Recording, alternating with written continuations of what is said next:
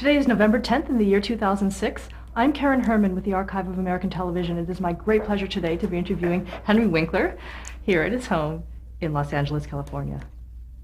I'm happy to be here. Great. Okay, thank you again for being with us today. All right, we're going to start right from the beginning. What was your name at birth? My name at birth was Henry, named after my uncle who never made it out of Nazi Germany. His name was Helmut. I'm Henry. Franklin, after the President of the United States at that time, Franklin Delano Roosevelt, and Winkler, the family name, Henry Franklin Winkler. When were you born?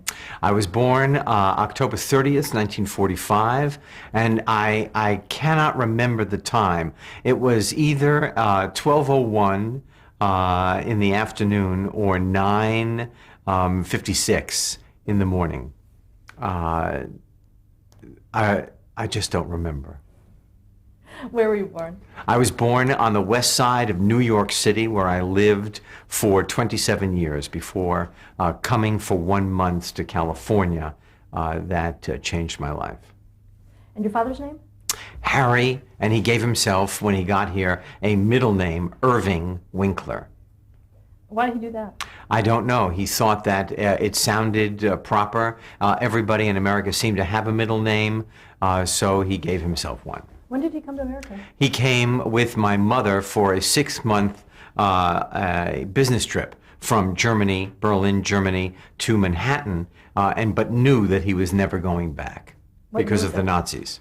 What year was that? In 1939.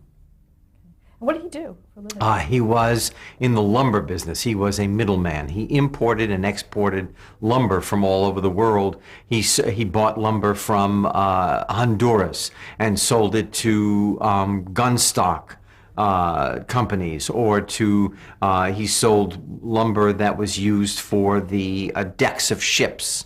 Eki wood, which was like ironwood that came from Mexico. And your mother's name?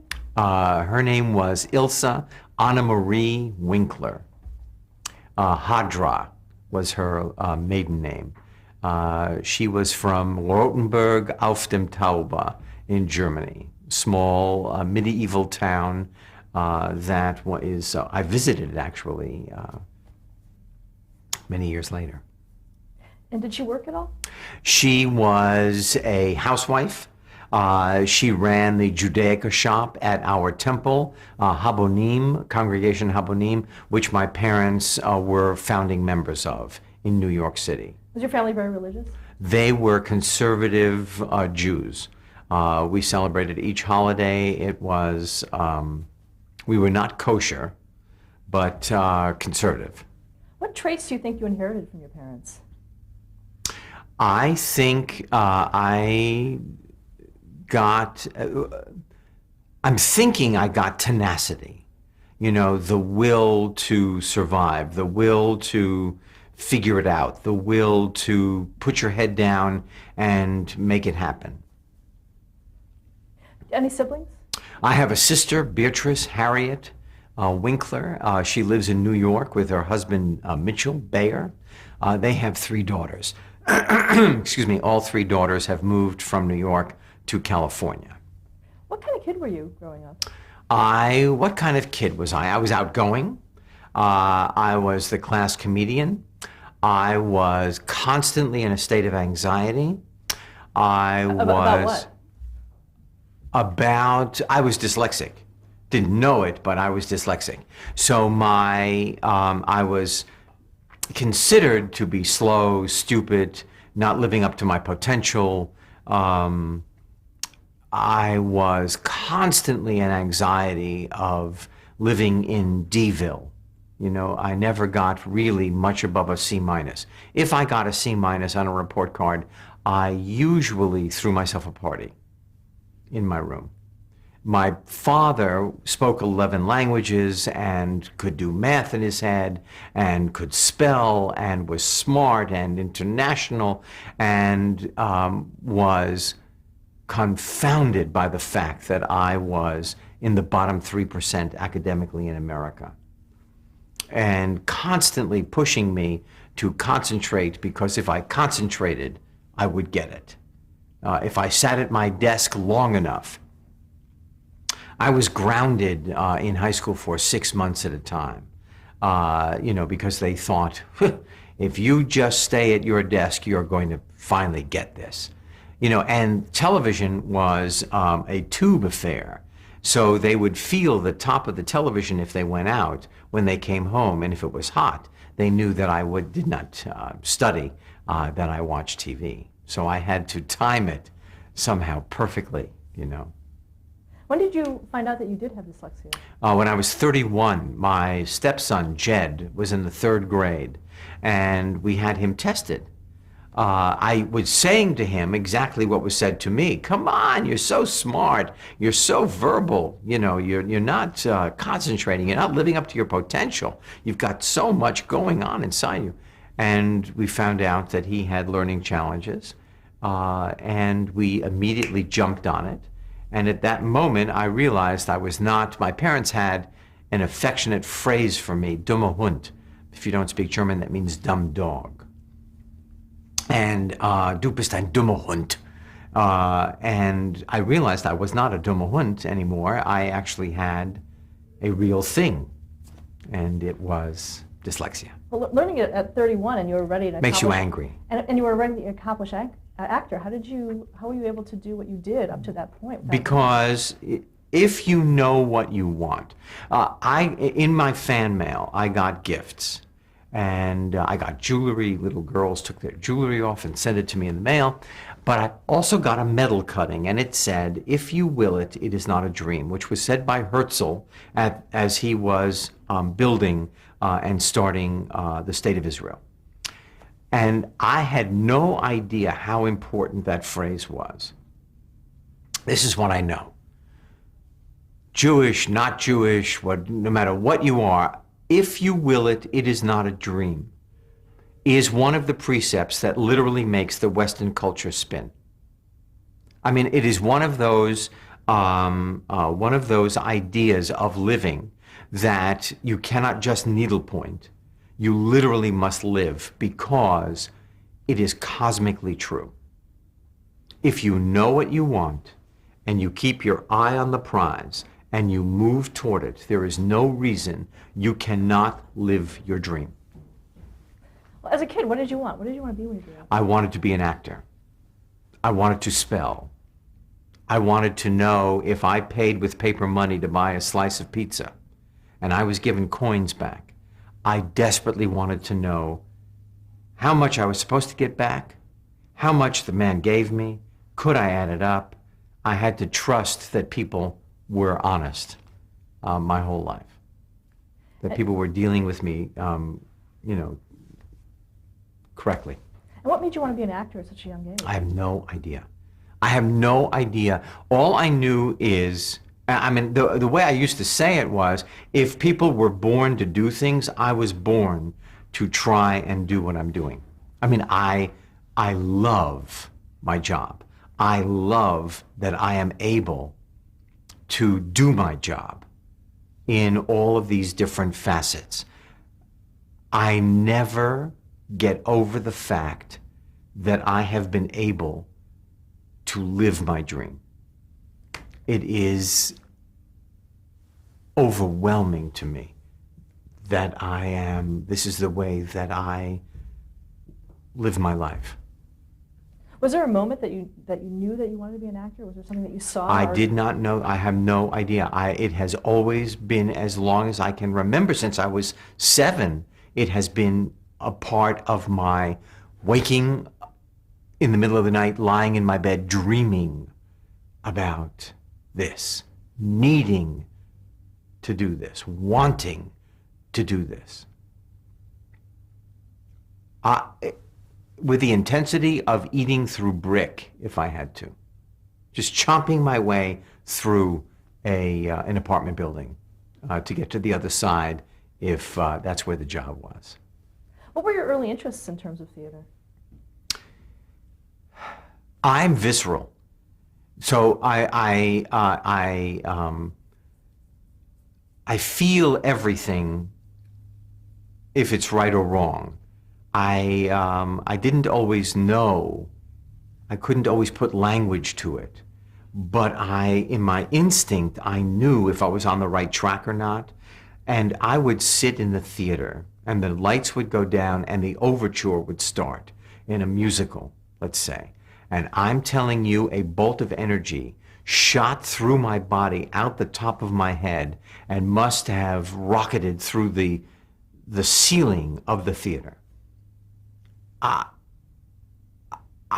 When I see today, if I see trucks on the street, if I'm driving, there's a production company making a television show or a movie or something on the street, my heart pounds in my shirt.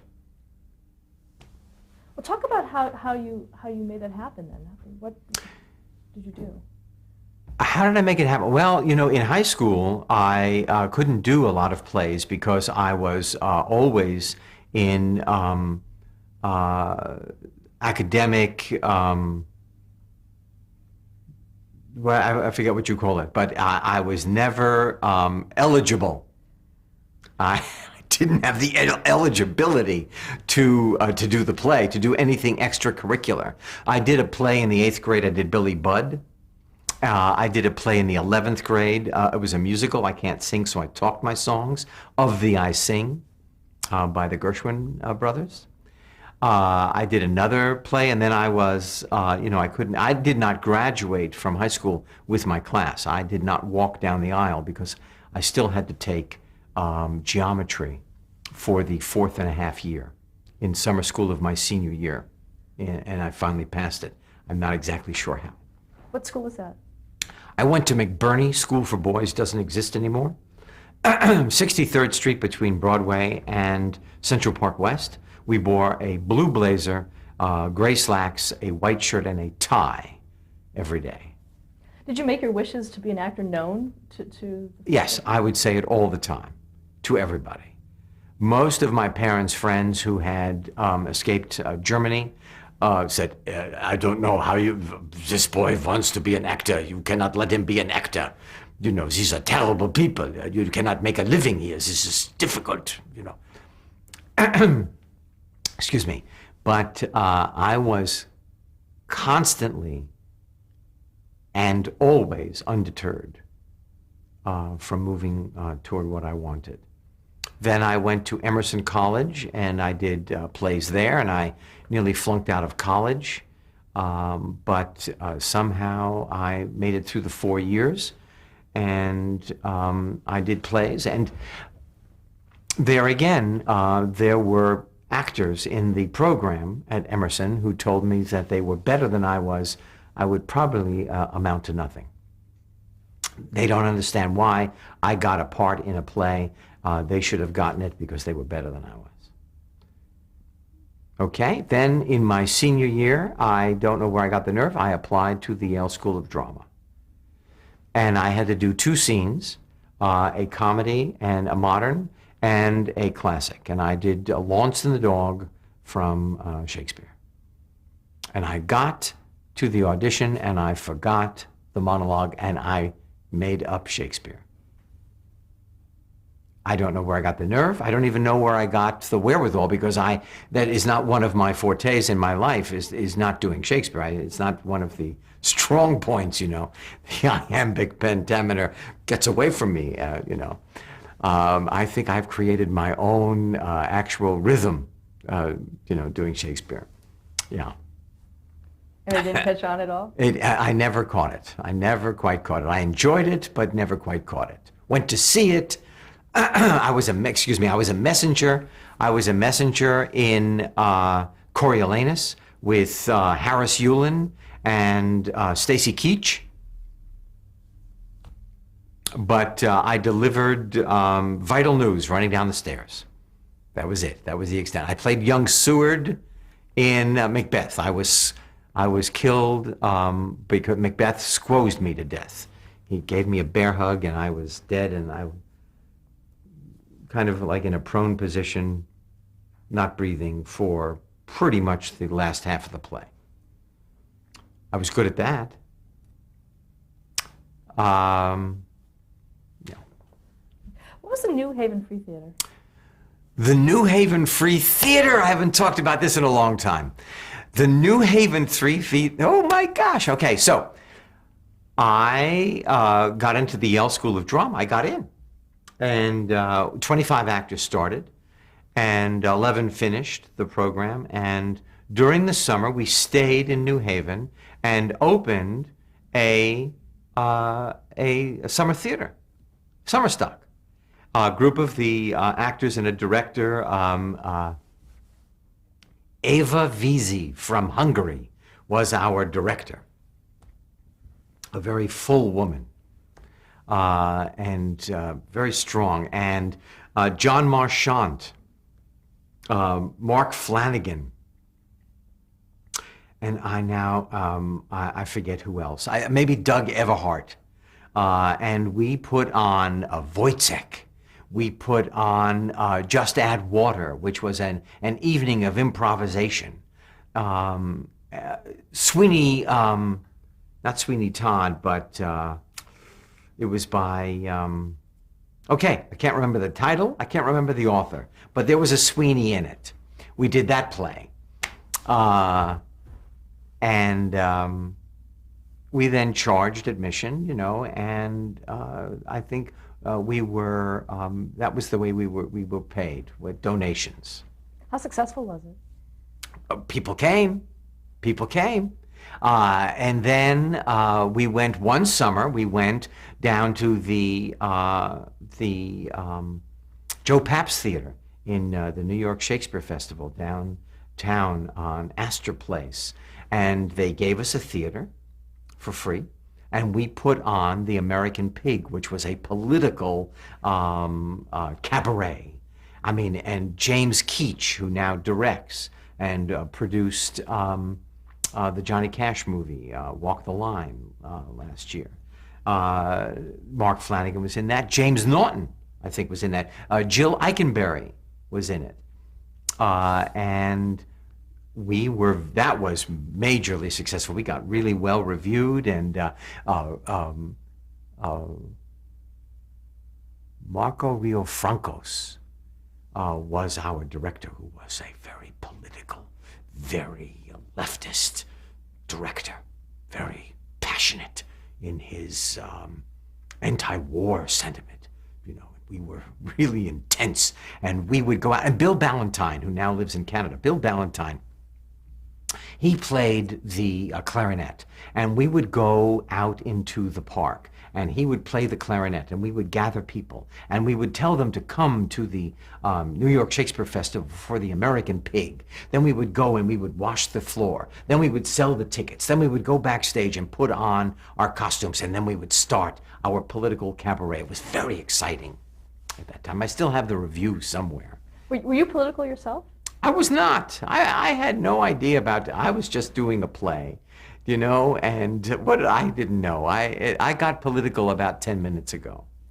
You know, I'm not kidding. I never did anything but just put my head down, rehearsed, didn't understand. You know, I watched the politics of the Vietnam War through Yale. You know, the Black Panthers were very active, and there were students who set up hotlines, you know, and there were newspapers that never got read. They were mostly littering the streets of New Haven. New Haven has, let me just say, the best pizza I have ever tasted in my life. Pepe's Pizza. If you go to New Haven, Pepe's Pizza, I dream about it, actually. But anyway, okay, I digress. So, you know, I did see, this was an amazing thing. There was a young freshman across the street from the drama school was the freshman dorm quad, you know. And I literally saw this happen. In the fall semester, this kid was completely preppy. He had on his Baswegians, he had on his cuffed pants, he had on his tweed jacket. Now, cut to the spring, I see the same kid. Now, all of a sudden, he's got on his Baswegians, but he's got jeans on, and he's got on a green Army surplus jacket. Cut to the fall of his sophomore year, I'm telling you, I see the same kid. Now he's got a scruffy beard, his hair is long. Now all of a sudden he's got on like these torn sneakers. He is now becoming a radical. I watched him become radicalized in front of my eyes as I went to and from the theater. How long did you remain with the theater? I stayed, after I graduated, after 3 years, I got a master's degree from Yale. Dumme Hund, got a master's degree from Yale, and I was asked into the company. So 25 actors started, 11 finished, 3 were asked into the company. James Naughton, who won Tonys on Broadway, Jill Eikenberry, who was in LA Law with her husband Michael Tucker, and me. And we did the repertory theater. My first job, June 30th, 1970, I drove my Lamaze Pontiac, which was kind of like a really puke green. It was ugly, but it was my graduation present, and it had a bad transmission that they could never fix. And so it was just horrible. This car was horrible. Anyway, I drove my car. I was very appreciative of my horrible car. And I drove it out to East Hampton, Long Island, where the Yale Repertory Theater was doing Story Theater, which was a theater started by Paul Sills, the director, and his mother, Viola Spolin, I believe. Theater games. She created theater games. So we did Story Theater, and that was my first professional job. I got $175 a week. We lived out in East Hampton. It was fantastic. It was also the first time I got good reviews in the newspaper, in the New York Times. Oh my God, I was rocking. I was having a great time. I was making money. I got a good review. I was doing theater. We were doing, this was great. And it was the first time I went to the beach in East Hampton, which is wide and white. And the ocean is powerful and as far as you can see. And I was overwhelmed by the pastoral impact of being on this beach. And I understood for the first time in my life how people wrote their emotional, intense poetry or literature about the power of the ocean and the expanse and the feeling insignificant and we are only a grain of sand, and it all came together in 1970 in June. Did it influence your acting, your career? I'm not sure. I have no answer for that question. I don't know if I was influenced. I know that I was overwhelmed by the standing there on this beach that went forever and the ocean that the sound was a roar, and like millions and millions of people before me throughout history for thousands of years standing there, I'm sure being overtaken by exactly the same experience. Let's move on to television. Television. Yes. What was your first job in television? My first job in television was a game show. I was an extra. I got $10 for appearing on this game show in New York. I have no idea what the title of it was. My second job in New York when I left the Yale Repertory Theater, well, I left the Yale Repertory Theater after a year and a half. I was called by Cliff Robertson, who had seen me in East Hampton in the theater. He called me backstage at the Yale Repertory Theater. He called me backstage at the Yale Repertory Theater, Cliff Robertson, and said, "Would you like to be in my movie?" And I couldn't go because I had no understudy.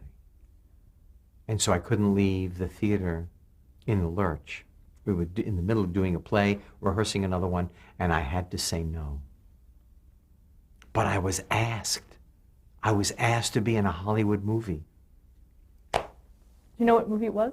Yes, the great Northern Raid something. the Great something Raid, Northern something. I don't think that's the exact title. I don't think that's the way it's, on the screen, but it's in there. Raid. Okay, so I finish and I get a job at the Arena Stage Theater in Washington, D.C., one of the best repertory theaters in the country. I'm going to do Moon Children. Jill Eikenberry, Michael Tucker, James Woods, Steve Collins, Maureen Anderman. They're all in this play. And me. I drive down to Washington. I've got my snow tires in the car. I rehearse for 3 weeks. The stage manager has a party. Alan Schneider was the director. Alan, I said to Alan, I have something to tell you. I think I solved the monologue in the second act. He said, I have something to tell you. You're fired. It was like my brain became cream cheese. It was like he said, I heard him somewhere in the distance. I said, what did you just say? He said, you're fired. I went downstairs. I told the cast, Chris Guest was also in that cast. I went downstairs. I told the cast. I packed my car. I put my snow tires back in it. I drove up to New York. I cried the entire way because I thought my career is over. It hasn't even started, and it's over. Who's going to hire an actor who's been fired? Well, I guess it's the lumber business. Holy mackerel.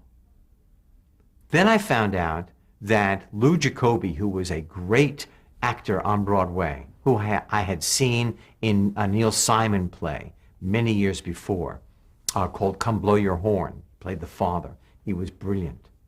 It was in his contract. If he is doing a play and the director is fired and Alan Schneider is hired, he can leave the play. So other people had a really hard time with this man who turned out to be a horror.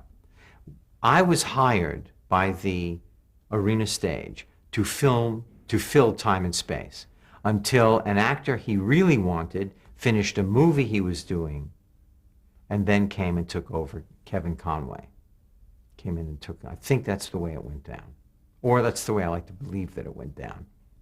Did you find that out relatively quickly, or did that take No, I found out afterwards that he always wanted another guy, but he was doing a movie.